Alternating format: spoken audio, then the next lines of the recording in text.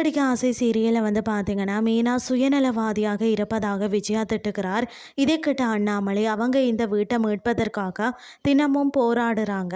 இதையெல்லாம் உன்னுடைய மகன் மனோஜிடம் சொல்லு என்று விஜயாவின் வாயை அடைக்கிறார். அந்த நேரத்தில் முத்து, மீனா சங்க தலைவி பதவியை ராஜினாமா செய்யத்தான் இருந்தார். நான் தான் வேண்டாம் என்று சொன்னேன் என கூறுகிறார். அதற்கு அண்ணாமலையும் பதவியை ராஜினாமா செய்து வீட்டை மீட்க வேண்டாம் என்று கூறுகிறார். அதே போல ரவியிடம் வாசுதேவனின் பணத்தையும் வாங்க வேண்டாம், என்ன நடந்தாலும் என்னுடைய 3 பிள்ளைகளும் என்னுடன் தான் இருக்கணும், யாரிடமும் விலை போகக்கூடாது என அண்ணாமலை சொல்கிறார்.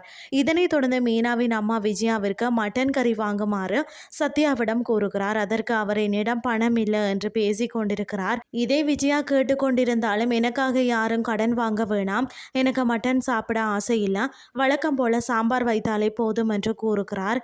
பிறகு அண்ணாமலை வீட்டிற்கு வரும்போது விஜயா சமைத்து கொண்டிருப்பதை பார்த்து சந்தோஷப்படுகிறார். மேலும் சாப்பாடு சுவையாக இல்லைன்னு சொன்னாலும் அன்புடன் பரிமாறுவது தான் முக்கியம் என்று சொல்கிறார். அதற்கு பிறகு சத்யாவும் அவருடைய அம்மாவும் வீட்டிற்கு வரும்போது கொஞ்சம் போன இடத்துல நேரம் போய்விட்டது என்று கூறுகிறார். இதை கேட்ட விஜயா, வேலை பார்க்கத்தானே போனீர்கள், பரவாயில்லை என்று சொல்கிறார். இதனால் சத்யா அதிர்ச்சி அடைகிறார்.